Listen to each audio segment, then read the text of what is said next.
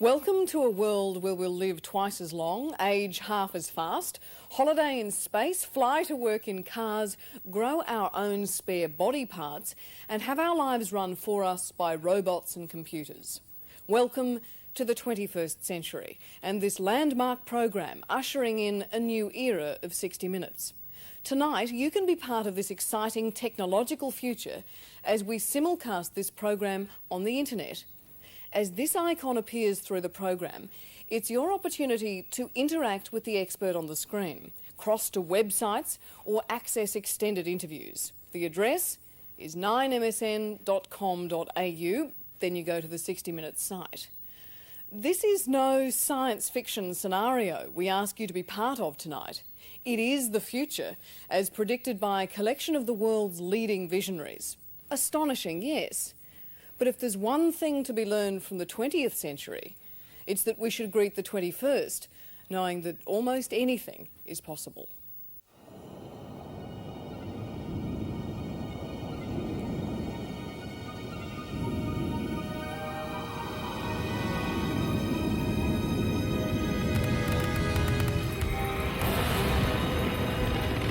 One tick of 1 second and the Earth celebrated as never before. A wave of joy and optimism. We had entered the future.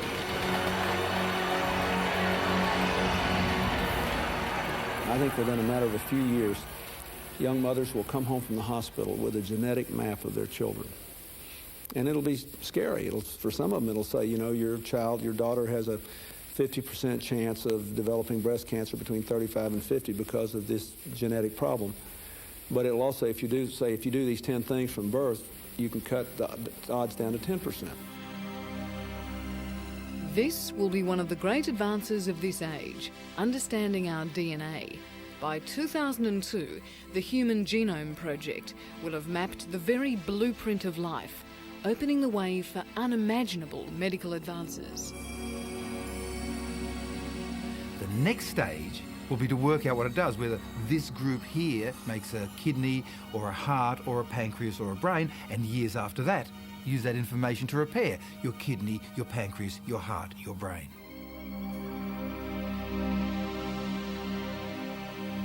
Most of medicine is just patching stuff up. But once we understand the human DNA, we'll be able to grow things back to what they should have been.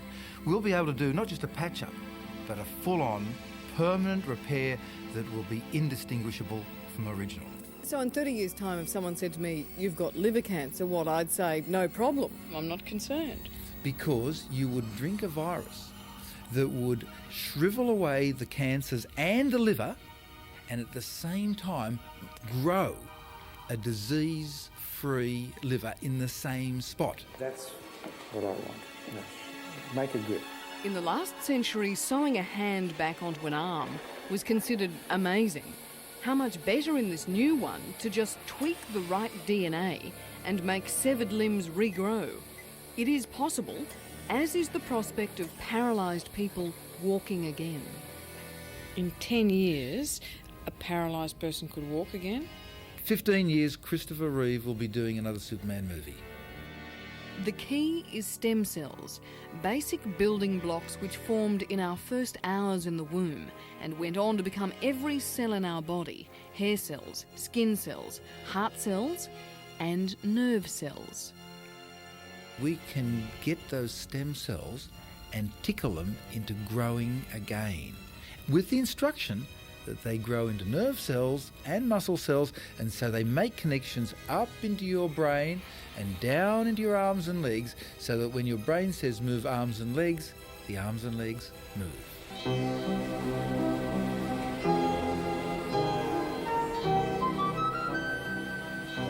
We can dream too of eternal youth. Switch off the DNA that causes cellulite, baldness, wrinkles, causes us to slow up, break down and to get and look old. In the future, ageing may be a thing of the past. Everything about you, except your brain, will be 18 to 25 years old. Every bit of your body. Don't we run pretty serious risks of unintended consequences, though, if we start tinkering with the blueprint of life? Yes, but the cat is out of the bag. The bird has flown the coop, the horse has bolted the stable. Many of the people I predict who are watching the show tonight will be the first generation to live forever or the last generation to die. Once we understand our DNA, we will be able to modify ourselves so that the program that says die is switched off, and we'll be able to live for, say, 500 to 5,000 years, which is effectively forever. Where are we all going to live? What makes you think that we're going to stay on the third rock from the sun?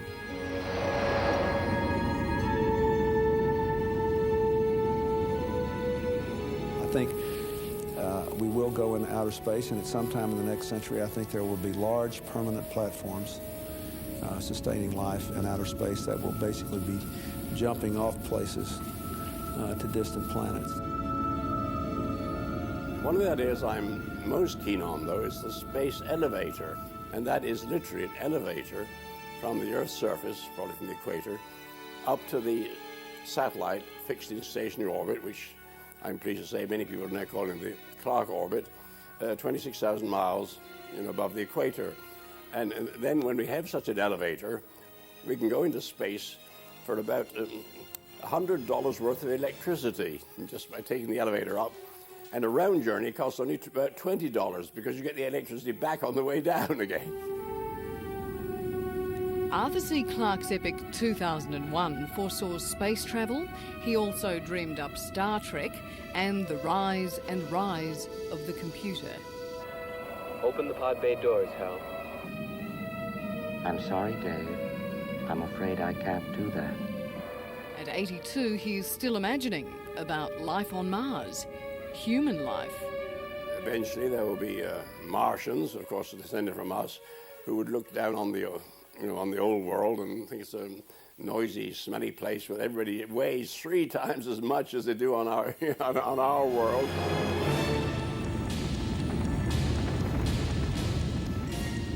How soon can we colonize?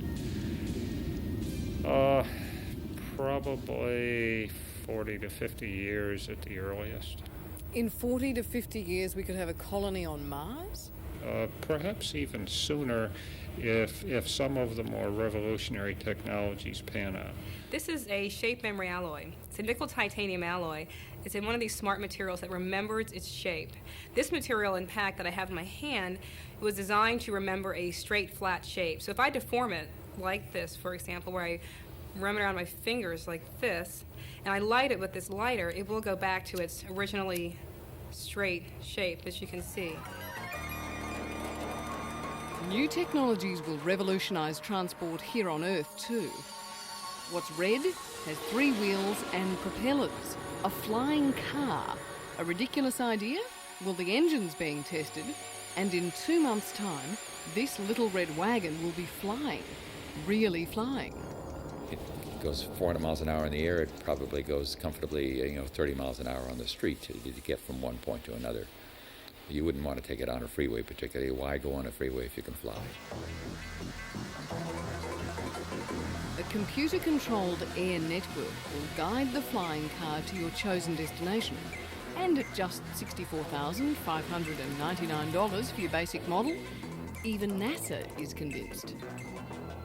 We should be able, and we're in fact working on this seriously, to make flying cars totally automatic, so that you get in, kind of punch in where you want to go, and this machine takes you there.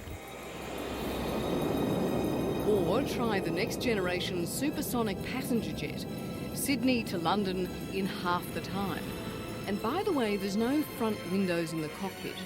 The computer pumps all the information the pilot needs into the space where the windscreen used to be. Buckle up. Computers will be part of everyday objects, anything from plates to cell phones to your clothing. You'll have little computer chips embedded in lots of these different everyday objects. Maybe the medicine bottles in your medicine chest will tell you if you're about to take 2 drugs that conflict with each other. They will have communicated with the central computer, figured that out, and they'll alert you to that problem. Jeff Bezos grasped the computer revolution earlier than most. Time magazine's Person of 1999 says beyond 2000, the pace of technological change will make the last decade of the last century look like the Stone Age. So you could have a computer chip inside a plate and some other sophisticated electronics that allow the plate to basically diagnose what it is you're eating. And they'll say, look, you know, there are 18 grams of food in that, of fat in that, and I'm not sure that's really what you want to be eating today. Because you've already had, 40 grams of fat. So that's by the way, an innovation in technology that I myself will be passing up. Barely a part of our daily lives will remain untouched. From tiny robotic dogs that do everything except leave a mess, to computers as smart as human beings. It is possible, theoretically at least, for computer power to get to such gigantic proportions that they can do complicated things that we think of today that only human intelligence can do. So if I was talking to a talking computer on a telephone... You might not know. They'll be able to interact with you in very complicated ways and display things at your request and make complicated judgments and so on. It's an interesting world we have ahead of us. But what sort of world will it be? What point is there to new gadgets, medical breakthroughs, even the possibility of living forever if we continue to kill the planet? There is another future. I've been to one part of Northeast Asia where there wasn't a tree standing, where across the horizon you could see clusters of high-rise apartments. They were linked by expressways clogged with traffic, and the air was heavy with pollution. It looked like a world that had been rebuilt after a nuclear disaster. Now, a lot of people in this century will be born into that sort of denatured environment. That is a world without nature. Prediction is becoming scientific fact. Global warming is changing our weather. Earlier springs, hotter summers, encroaching deserts, rising sea levels, and wild, unpredictable cyclones. I've had very smart people say to me, yeah, the temperature's going up, but not by much. Or the polar ice caps are melting. It won't be a very big rise in the ocean levels. Species are vanishing, but so what? They're only frogs, butterflies, small mammals and birds. Well, my reply is this. The human animal has always shared the planet with the natural world. And I would hate to think that kids being born now would only see the natural world on the National Geographic Channel or in books. We know of only one planet that's got life. It's got oceans and forests and a range of these spectacular species. And I reckon we're duty-bound to keep it as lovely a place as it is. Here in Australia, our future's already taking shape. As we live and work longer, the welfare safety net will start to shrink. Work patterns will change. We'll have to become more adaptable, more self-reliant. And we'll have to get used to feeling vulnerable in an unpredictable and potentially dangerous region of the world. The certainty is change and more change, even to the traditional cornerstone of our society, the family. Within 20 years, there'll be as many households of people living alone and couples with no children as there will be of traditional families. More than 2/3 of homes will have no children. In 2.5 million homes, there'll be just one person living alone. I think the next 5 to 10 years will be a fairly bleak, fairly isolating and alienating time for many Australians, because the divorce rate is not going to fall, the marriage rate is not going to rise, the birth rate is not going to rise. The number of small households will continue to increase. To love and to cherish. To love and to cherish. As long as we both shall live. As long as we both shall live. Of course, there'll still be marriage. You may kiss your bride. Mind you, they'll want to get on because their marriages, or the 50% that will survive, will go on and on and on. For 1 in 4 Australians born this year will live to 100. We've got about 12% of the population now, aged 65 and over. Within 30 years or so, that's going to double. Certainly there is a change in how we define age. And you've got a lot of 60-year-olds in Australia saying, hang on a minute, that isn't middle age, I've got another 30 years left in me, and please don't throw me in the old basket because my mind is as nimble as it was when I was 20. So I don't think we are truly ageing at all. I think we're living longer, we're going to work longer and enjoy life more. Enjoy life more?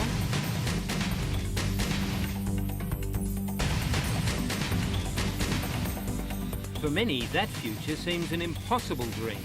In the pressure cooker of relentless change, anxiety, insecurity, alienation, and bewildering technology. We have all been massively conned.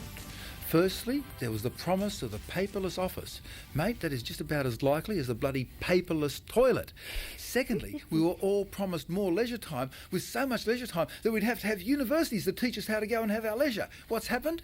We've got 10% unemployment effectively if you count the youth, and we're all working 10% longer. It's an increasingly familiar refrain of lives out of balance, time poor and stress rich. But Hugh Mackay insists it will change. I think, in fact, the biggest, though the quietest, social revolution of the next 20 years is going to be people quietly deciding that most of the big items on the national agenda, globalisation, immigration, foreign investment, youth unemployment, Aboriginal reconciliation, all of these things are too hard, and they're starting to say, what I can control is none of those things. What I can control is my own life. I want to live more closely in tune with the ideals that I have. I want to slow down, but I keep speeding up. And I think that's going to reshape the lives of hundreds of thousands, probably millions of Australians, and will ultimately, in very positive ways, reshape our society. Our working lives will change. Just as a guaranteed job for life has long since disappeared, so too will the notion of a single career. You won't go through life with one work skill. You'll train and retrain, move interstate, even abroad. People don't have one career anymore. They're probably going to have, 4 or 5 jobs. And if you look at what the Bureau of Statistics is saying and other analysts and futurists, they imagine that kids today who are 15 will have somewhere between 7 and 9 jobs in their career. In recent decades, many Australian women have responded to work and economic pressures by having children later in life, or increasingly, not having them at all. We're looking at a long-term period of a very low birth rate in this country. It's now the lowest it's ever been. Maybe 25% of women won't have children in future. 25%? Yes, 25%. If you go back, say, 30 years, I guess that number was around about 8%. Which means, with our current birth rate and immigration levels, Australia's population will grow slowly, then stop at 24 million by 2030. Is that enough? The answer depends on your vision of Australia's destiny. Jerry Harvey's one of a group of leading business people who insist our future is a dramatically increased population. I mean, I look at it like this. I think to myself, if I was God and I was sitting up there and I looked down on the earth and I looked at all these people and I'd say there's 1 billion Chinese and 1 billion Indians and then there's 200 million people over there in Indonesia. What's that great big place there? Australia, 20 million people? You're kidding. Let's pull up 50 million from here and put 250 million in Australia. That's what should be there. I think we're going to lift our immigration rate from about 80,000 to over 100 to over 200,000, perhaps up to 300,000 per annum over the next 25 years. That might scare people today, but it won't scare the generations of the future. I want to seek your cooperation in helping us to increase the flow of British migrants to Australia. The populate or perish debate went on for much of the last century. We came here from Britain 3 years ago. We are so very happy that we are bringing out another British family to give them the same chance we got. And in the absence of a national population policy, it'll go on for much of this. Now listen, I like the social benefits of immigration. I support the multicultural Australia we've got. But the populationists, talking about a 50 million population for this continent, have got a recipe for impoverishing Australia environmentally and economically. Whether we have a future Australia of 50 million or half that, what is certain is our racial profile will continue to blur and to blend.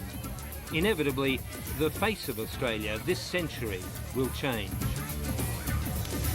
90% of people in Australia will have Asian blood, in my opinion, in the year 2050. Again, people lock me up for saying this sort of thing because they think I'm just crazy, but I'll bet I'm right.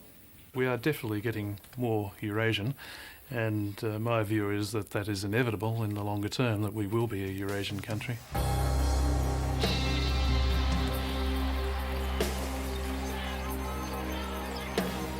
What looms as perhaps the single biggest issue this country faces in this century is how we'll ensure national security and defence self-reliance in an unpredictable and potentially dangerous region.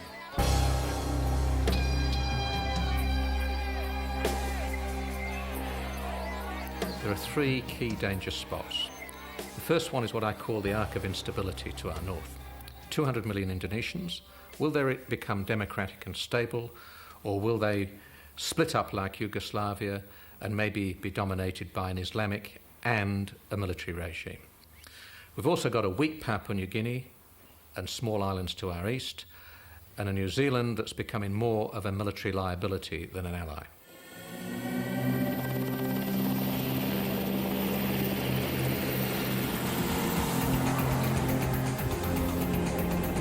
All this at a time when most of Australia's key weaponry is facing obsolescence.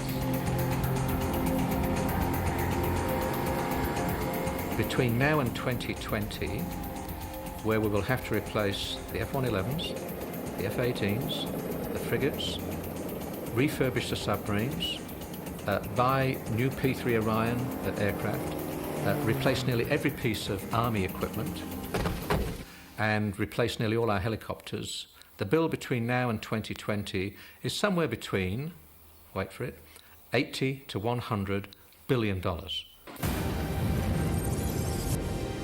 Now, who believes, without large increases in the defence budget, that we're going to do that?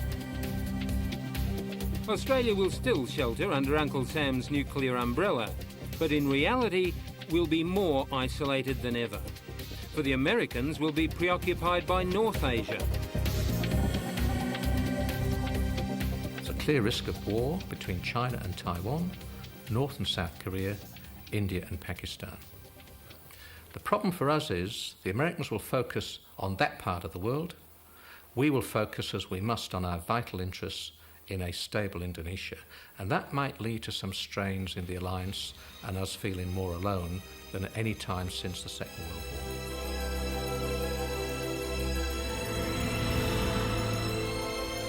In this new century, Australia will become a land of giant cities dotted along the eastern seaboard, with an endless urban sprawl stretching between.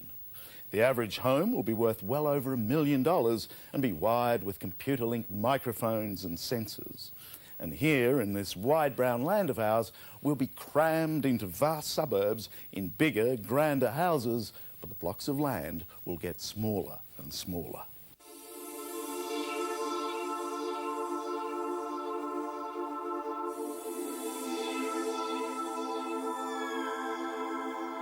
Out there where the dream homes shimmer like a desert mirage, it's Peter Hayes of Henley Properties who's building most of them. In 1990, the average home this company built was about 14.5, 15 squares. The average home in this display centre is 31.5 squares. That's the average. Peter Hayes has become Australia's biggest home builder by creating illusions of wide open spaces, but only within the four walls of the house.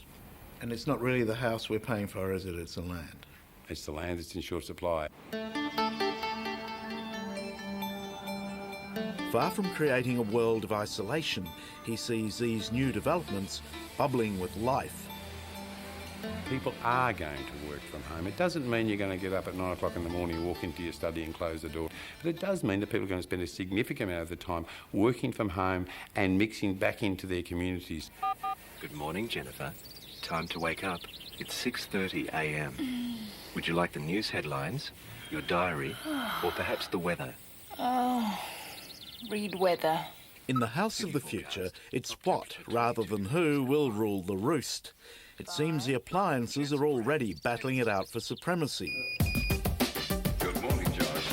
You have 4 unready... And the latest in-house techno gossip has it that the fridge wants to freeze out the television. Now, I'm working on dinner. What do you feel like? Any pasta? Fettuccine? The fridge is always on. It's normally the centre point of the house in the kitchen. It's normally the message centre of the house with post-it notes and photographs, and we thought, well, we'll take that and make it a real electronic appliance. You can put photographs on the screen of the fridge and actually email the photos to the fridge. Oh, which is what you do with the fridge anyway. Yeah, that's right. It replaces the fridge magnet. That's my niece Amy. Oh, right. Yeah. This prototype fridge called Westie does everything. Its computer will turn on the spa. It can control household lighting and air conditioning, as well as security alarms. On top of that, it bosses around the other white goods and tells them when to get cooking. And of course, it is also a fridge, but a very smart one. So the fridge effectively can tell you what you've got and what you haven't got. Well, it's got a barcode scanner in it, so it'll keep an inventory of what's in the cupboard. And when you want to go shopping, you scan in the empty items and it'll produce you a shopping list which you can actually read off the mobile phone. Yeah, I can remember the first fridge that my mum ever bought, a Kelvinator. No one in Australia knows more about household stuff than Jerry Harvey. He's just back from Japan, where he's been given a preview of what we'll be buying from him next. At the moment, we've just got a bed we sleep on at night. Into the future, we could have a bed that does a lot of things. It could measure our sleep, our good sleep, our nightmare time, our snoring time, different things that happen in our sleep. And the scientists will work out a way, maybe, that you're going to need only sleep 2 or 3 hours a night.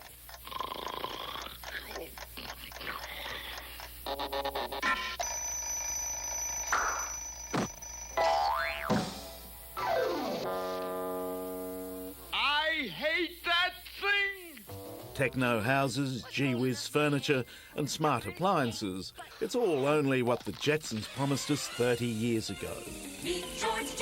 And there really is a flying car on the way. By comparison, making these new offerings from Detroit look like Model Ts. You can configure the vehicle to your own personal needs. You can pick up your email from your car. You can turn off your sprinkler system from your car. There's going to be a lot of things that you can do from your car that will make everybody's lives a little more easy.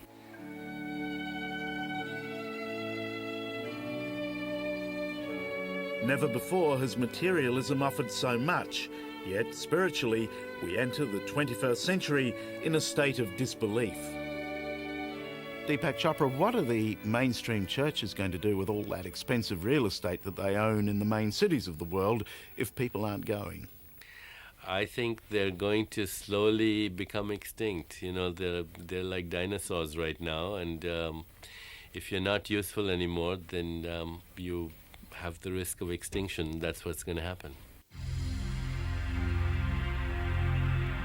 Deepak Chopra is a medical specialist who blends Eastern spiritualism with Western science, and who's become rich writing a series of New Age Bibles.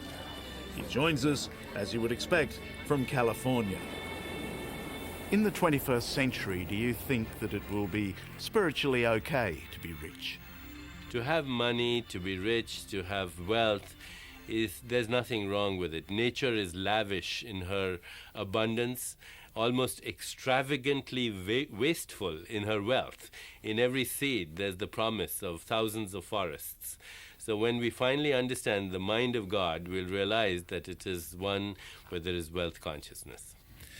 We're talking about things that are happening to 1/3 of the planet. The wealthy people like you and me. 2/3 of the world do not have access to that. And I remember when I worked with Fred Hollows being very strongly affected by one thing he said. The presence of a sick or poor person lessens me as a human being. And while we still have poor people on the planet and sick people on the planet, that is an obscenity that we have to eradicate.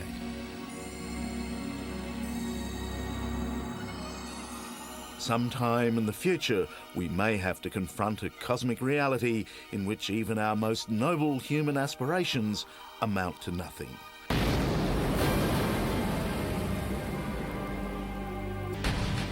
From London comes a much bleaker view of our Earth and our future of it. A 1 kilometre object will kill about 1 billion people. A 10 kilometre object, which finished off the dinosaurs and wiped out about 60% of all life on the planet, would wipe us out. There'd be no place to hide. The whole planet would be covered in molten ejecta. There'd be super winds, there'd be acid rain. There would then be what's called a cosmic winter. There'd be no food, no harvest for maybe several decades. So we would stand no chance as a race. Bill Maguire is a geologist and the author of the best-selling book Apocalypse, about a future in which any number of inevitable natural disasters will take our minds off the GST forever. Comets, supervolcanoes and cataclysmic earthquakes. They all come round on a regular basis, and the bad news is we're overdue on all counts. There is going to be a major earthquake in Turkey within the next couple of decades, before 2030. That's almost certain. There are so many faults there which are overdue in terms of moving again. So that's probably my favourite for the next catastrophe. Do you think in the long term we should actually be thinking about leaving the planet if we're going to survive? Absolutely. I mean, we've got all our eggs in one basket at the moment, and I would see the next century, or this century, as the time we start to move out and colonise other worlds. It's essential for the survival of any species in the long term, I think. I'm optimistic about the future, and I reckon that we humans will spread through the solar system and ultimately within 1,000 years through the galaxy. And I reckon that within, say, 1,000 years, half the humans alive will be living off the planet and still be humans.